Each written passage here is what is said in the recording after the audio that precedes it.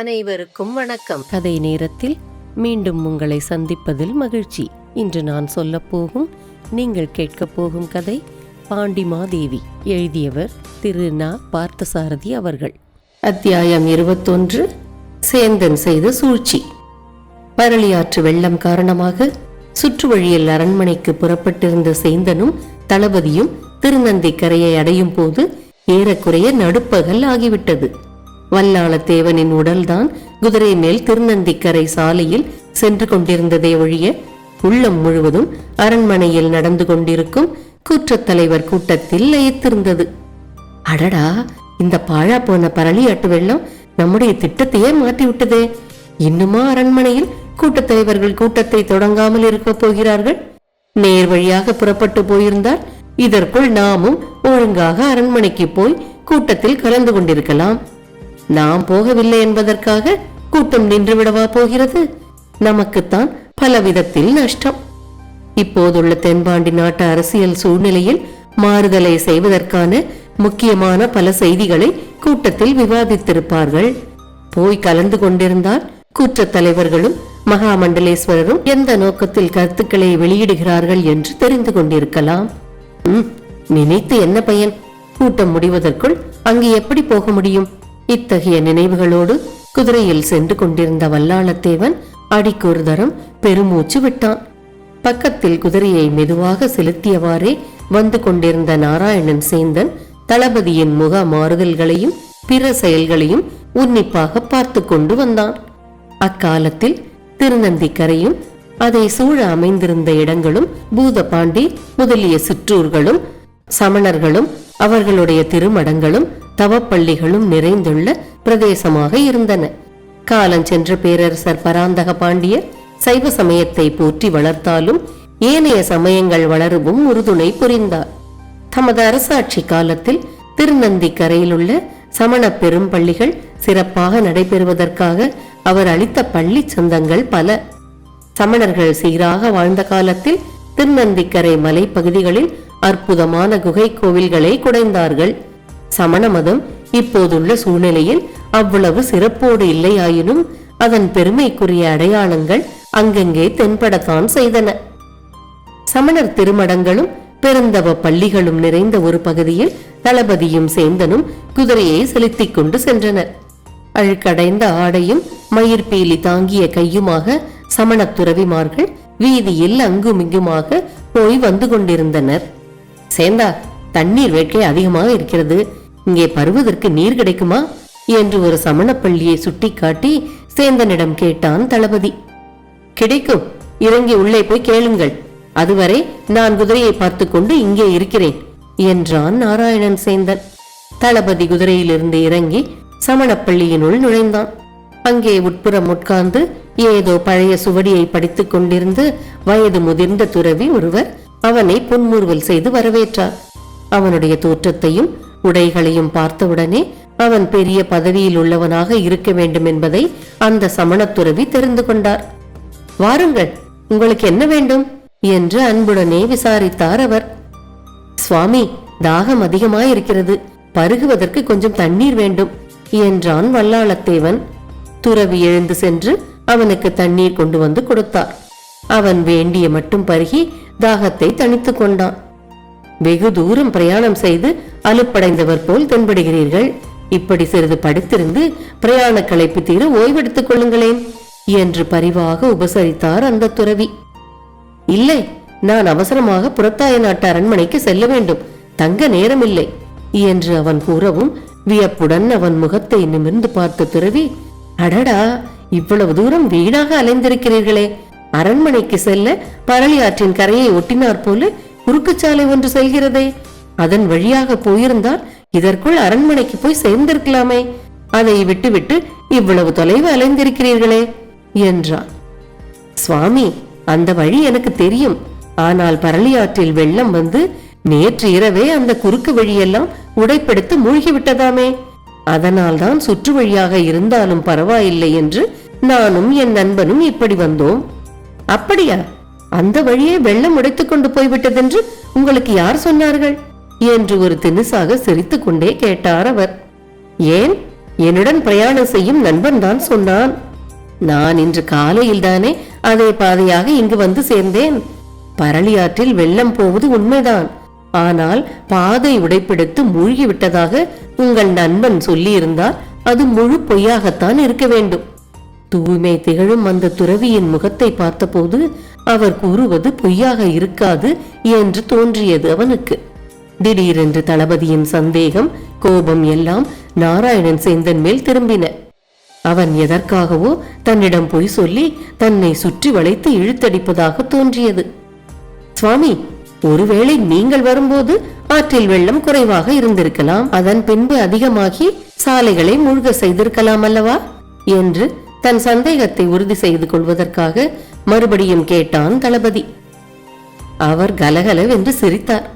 ஐயா, நீங்கள் சிந்தனை உணர்வே என்று கேள்வி கேட்கின்றீர்கள். நான் இங்கு வந்து சில நாழிகை போதுக்கு மேல் ஆயிருக்காது. பரளியாறு மிகவும் பள்ளமான இடத்தில் ஓடுகிறது. அரண்மனைக்கு செல்லும் சாலையோ கரை மேல் மலை சிகரம் போல் மேலான இடத்தில் போகிறது. என்னதான் வெள்ளம் வரட்டுமே, இந்த சில நாழிகை நேரத்தில் சாலைகள் எல்லாம் அமிழ்ந்து மூழ்கி இருக்க முடியும் என்பதை என்னால் நம்ப முடியவில்லை. நிதானமாக சிந்தித்த போது அவர் கூறுவது நியாயமாகவே பட்டது அவனுக்கு. தன் உணர்ச்சிகளையோ கோபதாபங்களையோ அங்கே அந்த துறவிக்கு முன் வெளிக்காட்டிக் கொள்ள விரும்பவில்லை அவன். சரி, நான் வருகிறேன் சுவாமி. இவ்வளவு தொலைவு அலைந்தது அலந்தாயிற்று. இனி எந்த வழியாக போனால் என்ன என்று அவரிடம் வணங்கி விடை பெற்றுக் கொண்டான். இந்த ஊர் எல்லை கடக்கிற வரை நாராயணன் சேந்தனிடம் எதுவும் கேட்கக்கூடாது. எல்லை கடந்தவுடன் அந்த திருட்டு குள்ள நரியை குதிரையிலிருந்து கீழே பிடித்து தள்ளி 2 கன்னங்களிலும் பூசை காப்பு கொடுத்து, ஏண்டா நாயே, என்னையா போய் சொல்லி ஏமாற்றினாய் என்று கேட்க வேண்டும். இவ்வாறு மனக்குதிப்புடன் எண்ணிக்கொண்டே திருநந்திக்கரை சமண பெரும் பள்ளியிலிருந்து வெளிவந்தான் தளபதி வல்லாளத்தேவன். படிகளில் இறங்கி தெருவை பார்த்ததும் அவனுக்கு பகீர் என்றது. அங்கே நாராயணன் சேந்தன் இல்லை. நிறுத்திவிட்டு போயிருந்த தளபதியின் குதிரையும் இல்லை. வல்லாளத்தேவன் திகைத்தான். ஒரு வினாடி அவனுக்கு மேற்கொண்டு என்ன செய்வதென்றே தெரியவில்லை. நெற்றி சுருங்கியது, புருவங்கள் வளைந்தன, விழிகள் சிவந்தன, தோள்கள் விம்மி புடைத்தெழுந்தன. வார்த்தைகளில் அடக்கி விவரிக்க முடியாத ஆத்திரம் அவனுள் குமிரியது. சேந்தன் தன்னை வேண்டுமென்றே ஏதோ ஒரு காரணத்துக்காக திட்டமிட்டு முட்டாளாக்கி விட்டது போல் இருந்தது அவனுக்கு. தான் அன்றைய கூட்டத்தில் கலந்து கொள்ள அரண்மனைக்கு உரிய நேரத்தில் போய்விடாமல் தடுத்து அலை கழிக்கவே சேந்தன் தொடக்கத்தில் இருந்து சூழ்ச்சி புரிந்து வந்திருக்கிறான் என்பதும் அவனுக்கு ஒருவாறு புரிந்தது. அப்போது மட்டும் தப்பி தவறி நாராயணன் சேந்தன் அவனுக்கு முன்னால் அகப்பட்டிருந்தால் பழி பாவம் வந்தாலும் பரவாயில்லை என்று கொலை செய்வதற்கு கூட துணிந்திருப்பான் அவன். சேந்தன் எந்த பக்கமாக குதிரையை செலுத்திக் கொண்டு போனான், எப்போது போனான் என்று அக்கம் பக்கத்தில் யாரிடமாவது விசாரிக்கலாம் என்று எண்ணியவனாய் சுற்றுமுற்றும் பார்த்தான் தளபதி. சமணப்பள்ளியின் வாயிற்புறத்து மேடையில் 20-22 வயது மதிக்கத்தக்க இளம்பொன்னொருத்தி பூ விற்று கொண்டிருந்தாள். அவள் கையில் பூக்கூடை ஒன்று தொங்கிக் கொண்டிருந்தது. கையிலே பூமாலை ஒன்றை வைத்துக் கொண்டிருந்தாள். கூடையில் ஆம்பல், தாமரை, மல்லிகை, முல்லை, சண்பகம், கூங்கு, வேங்கை முதலிய பல நிறங்களையும் பல வகையையும் சேர்ந்து புதுமலர்கள் குவிந்திருந்தன. தான் தண்ணீர் குடிப்பதற்காக சமணப்பள்ளிக்குள் நுழைந்த போதும் அந்த பெண் அங்கே உட்கார்ந்திருந்ததாக நினைவிருந்தது வல்லாளத்தேவனுக்கு. அவளை கேட்டால் சேந்தன் எங்கே போனான் என்ற விவரம் தெரியலாம் என்று நினைத்தான். அந்த பூக்கார பெண் நல்ல அழகியாக காட்சியளித்தாள். அந்த நிலையில் மலர் குவியல்களுக்கிடையே அவளை எவனாவது ஒரு கவிஞன் பார்த்திருந்தால், மலர்களுக்கிடையே, சாதாரணமான வெறும் மலர்களுக்கிடையே இளமையும் மோகமும் செறிந்த புதிய பெருமலர் ஒன்று பூத்து பொலிவுடன் வீற்றிருக்கிறது என்ற கருத்து அமையும்படி ஒரு கவிதையை ஏற்றியிருப்பான். செந்தாழை நிறமும் செங்கமுத இதழும் கருமேக கூந்தலுமாக பூ போன்ற கையில் இருவாட்சி பூ போன்ற விரல்களை கொண்டு பூக்களை தொடுத்து கொண்டிருந்தாள் அவள். சண்பக மட்டுக்களை போன்ற அவளுடைய விரல்களில் ஒளிந்து கொண்டிருந்த திறமை உதிரி பூக்களை ஊழ்வினையை வரிசைப்படுத்தும் பரம்பொருள் நியதி போல வரிசைப்படுத்தி வேகமாகவும் நளினமாகவும் தொடுத்து கொண்டிருந்தது. சிறிது நேரம் தன்னுடைய சொந்த கவலைகளை மறந்து அந்த விரல்களின் நளினத்தை, விரல்களுக்குரியவரின் வனப்பை அனுபவித்து நோக்கினான் தளபதி. பின்பு தன் நினைவு வரப்பெற்றவனாய் மெல்ல நடந்து அவள் அருகில் சென்று, பெண்ணே, சிறிது நேரத்திற்கு முன் இந்த மடத்து வாசலில் 2 குதிரைகளும் ஒரு குட்டை மனிதனும் இருந்தார்களே, அவன் குதிரைகளை செலுத்திக் கொண்டு எந்த பக்கமாக போனான் என்று உனக்கு தெரியுமா என்று தன்னுடைய குரலில் கனிவையும் இனிமையும் வரவழைத்துக் கொண்டு விசாரித்தான். கீழே குனிந்து பூத்தொடுத்து கொண்டிருந்த அந்த பெண் தலையை நிமிர்த்தி அவனை பார்த்தாள். அவள் முகத்தில் ஒருவித உணர்ச்சியும் தென்படவில்லை. உதடுகள் அசைந்து கோணின. பதில் சொல்லவில்லை. உன்னைத்தான் அம்மா கேட்கிறேன், பதில் சொல்லேன் என்று சிறிது உரத்த குரலில் இறைந்தான் தளபதி. அப்போதும் அவள் வாயிலிருந்து பதில் வரவில்லை. ஐயா, உங்களுக்கு என்ன வேண்டும்? அந்த பெண்ணுக்கு பேச வராது. அவள் பிறவி செவிடு, பிறவி ஊமை. பின்னாலிருந்து குரல் வந்தது. தளபதி திரும்பி பார்த்தான். அந்த பெண்ணின் தந்தை போல் தோன்றிய வயதான கிழவன் ஒருவன் நின்று கொண்டிருந்தான். கேள்விப்பட்ட உண்மையில் ஏற்பட்ட அதிர்ச்சி தான் கேட்க வேண்டிய கேள்வியை கூட மறந்து போக செய்துவிட்டது. அவளா ஊமை? அமுதகுடம் போல் பருவத்தின் அழகு மெருகு செய்திருக்கும் அந்த பொற்சித்திர பாவையா ஊமை? தளபதி பரிதாபத்தோடு அவளை பார்த்தான். படைப்பு கடவுள் பொல்லாதவன், மிக மிக பொல்லாதவன் என்று தனக்குள் முணுமுணுத்துக் கொண்டான் அவன். என்ன ஐயா, பூ ஏதாவது வேண்டுமா? வேண்டுமானால் சொல்லுங்கள், தர சொல்கிறேன் என்று அந்த கிழவன் தொணதொணத்தான். ஒன்று வேண்டாம். இங்கே வாசலில் என் நண்பன் ஒருவன் குதிரைகளோடு நின்று கொண்டிருந்தான். நான் மடத்துக்குள் சென்று திரும்புவதற்குள் திடீரென்று எங்கோ போய்விட்டான். அவன் எந்த பக்கமாக போனான் என்று எனக்கு தெரிய வேண்டும். எனக்கு தெரியாது, நான் பார்க்கவே இல்லை ஐயா என்று கையை விரித்து விட்டான் கிழவன்.